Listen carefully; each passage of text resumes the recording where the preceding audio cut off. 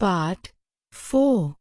As Pavitra packed their things that morning, Venu said, "Our train to Bangalore is in the evening. You must be wondering why we're leaving home so early, aren't you?" Pavitra looked at him curiously. "I want you to meet Indu's mother, Soumya, before we begin our new life together." His tone was quiet, but his eyes studied her reaction carefully. He saw a flicker of relief in her eyes. She too had longed to meet Soumya but had never dared to voice it. Pavitra knew she had to be cautious. This marriage was unlike any other. Venu's heart still belonged to a wife who lived yet could not share his life, and Indu had known only her father's love. She was a stranger entering their bond, and every step had to be careful. "Do you mind, Pavitra?" Venu asked, polite but tense.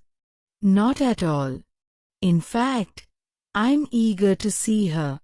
She hesitated, wanting to ask, will she despise me in silence? But she swallowed the thought. Her mind churned. What wife, no matter how invalid, would accept another woman in her husband's life? Wouldn't she loathe me? Fear for her daughter? Pavitra steeled herself. There was no escape but to face it. Venu watched her from across the room, reading her unease. "Pavitra, Soumya is a rare soul. Believe me, she was the one who asked me to remarry. From her sickbed she begged me to find a wife who could mother Indu. That's why I said yes to you." The sadness on his face pierced her. His devotion to his first wife ran so deep that even after 7 years he had never sought another woman. To him, Pavitra was more a companion than a wife. Memories of Anand washed over her, how she used to rest her hand on his shoulder in times of grief. With Venu she felt helpless, her words frozen. Later, holding Anu's hand, she quietly left the room, only to return with a cup of coffee. "Did I hurt you by speaking of Soumya?" Venu asked, guilt in his voice. Pavitra forced a smile. She wasn't jealous, only pain that she couldn't console him. Already she felt she was failing as a wife.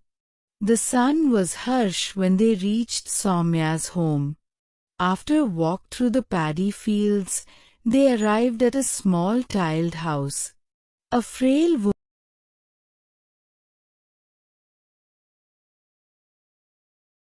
"This is Soumya's mother," Venu said, introducing Pavitra as his new wife. The woman's smile was warm but shadowed with sorrow.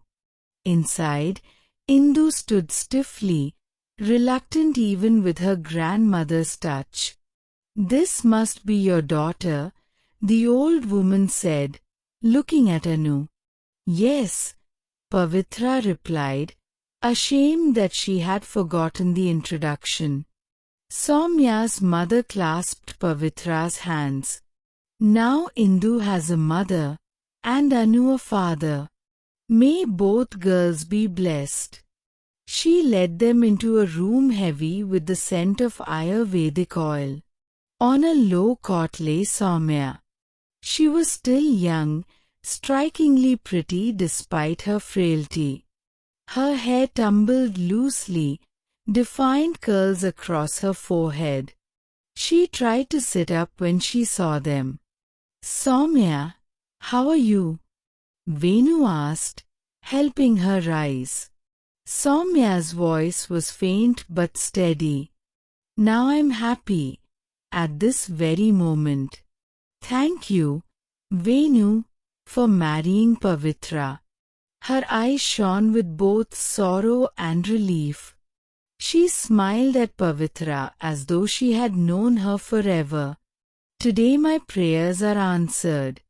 Now I can die in peace. Tears streamed down her cheeks. Venu wiped them tenderly. Pavitra bent to seek her blessing. Soumya wept again as she placed her weak hand on Pavitra's head. Turning to her daughter, she whispered, "Indu, come closer. Let me touch you once." The girl hesitated, wrinkling her nose at the strong medicated smell. Venu coaxed her nearer. Soumya clasped her hand, then placed it in Anu's. "From today, you are sisters. Indu, take care of your little one." Her strength ebbed. She lay back, her smile faint but serene. Outside, Pavitra let the children chase butterflies in the garden. She sat with Soumya's mother, listening to details of the treatment. But her mind was elsewhere, haunted by the sight of Soumya's wasted youth. Meanwhile, Venu sat beside his wife. Taking her hands, he kissed them softly. Soumya studied him with aching love. "You were a wonderful husband, Venu. Pavitra is good. Give her the happiness fate denied her. I won't live long, and I don't want to. Forgive me." "Don't say that," he whispered, silencing her with his touch. "It's enough for me that you still exist in this world." When he finally left the room, tears lingered on his face. Pavitra noticed, but said nothing. Later she went into Soumya and promised, "From today, Indu is my elder daughter and Anu the younger. I will never let your child shed tears. Trust me." Soumya's tired eyes glowed with a faint dimpled smile. They had lunch together. By evening it was time to leave. Pavitra squeezed Soumya's frail hand, her heart heavy with unspoken doubts. Will I truly be able to keep this promise? For the first time in her life, parting from a near stranger hurt deeply. On the way to the railway station, a new respect for Soumya grew within her. Yet one question haunted Pavitra through the journey. Would she be strong enough to carry this burden? Part 5. Though a breeze stirred outside, the train was stiflingly warm. After watching the fading scenery until dusk, Indu and Anu drifted into sleep. By 10, the lights were out and most passengers had surrendered to the night. Pavitra tucked both girls under separate sheets.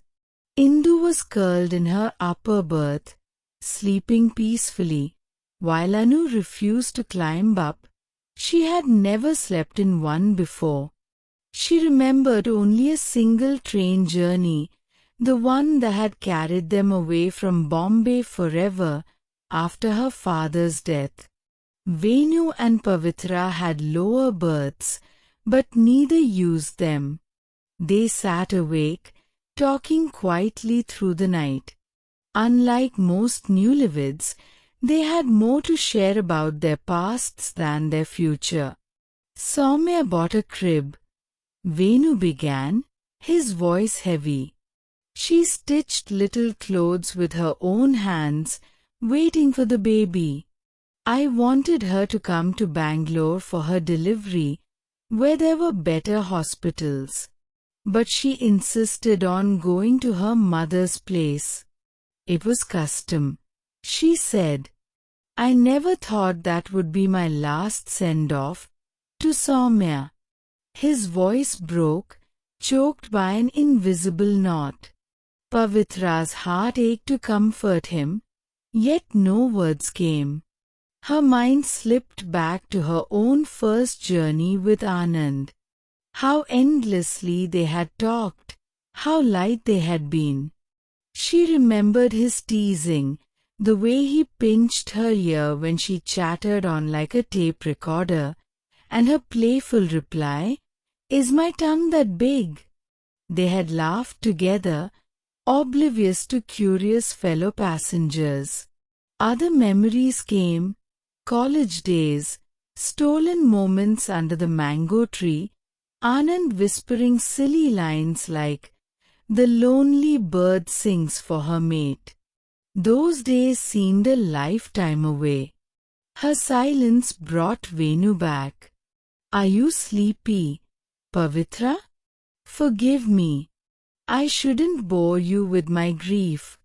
"Not at all, Venu. I'm listening." She forced a smile. "Later, I'll tell you about Anu's father too." Encouraged, he continued.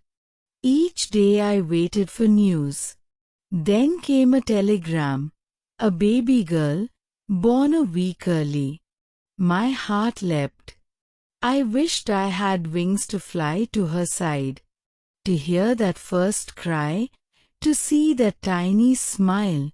His face lit up briefly. "Did you want a girl?"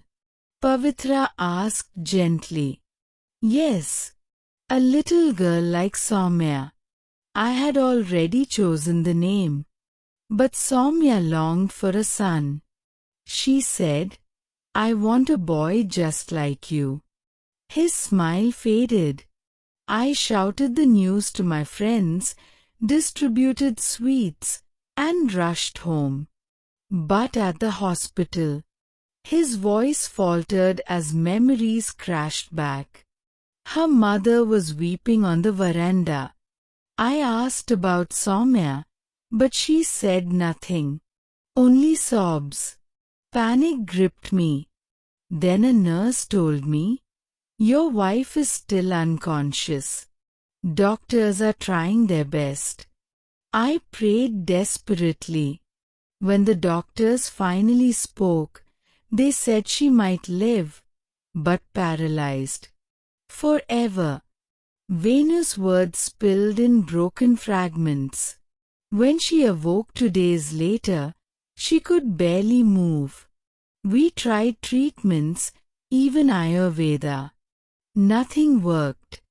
Now Indu is 7, and Soumya can only sit with help.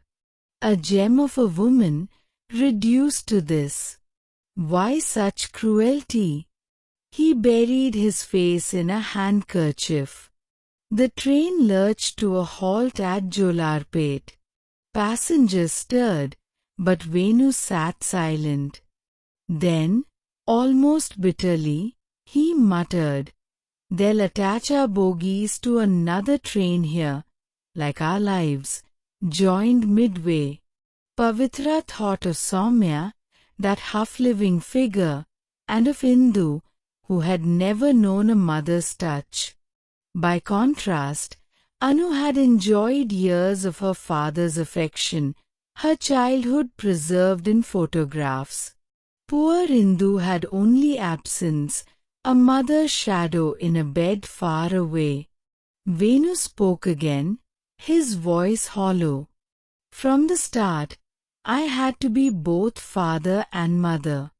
Nights of sleeplessness, bottles to sterilize, nappies to wash. I managed alone until my mother sent an ayah. Even then, I rose early to feed her myself. Whenever I visited Soumya, she begged me, 'Bring a mother for Indu.' I refused, saying no stepmother could ever love her." He stopped, glancing at Pavitra. She met his eyes calmly, though the words had stung. Relieved, he went on. Soumya pleaded again and again. "If you love me, Venu, you must remarry. Only then will I find peace." His voice broke. Pavitra felt his hand close over hers, his first gesture of tenderness. Forgive me, Pavitra. When I speak of her, I lose myself. She whispered, please try to be calm. We can't undo the past.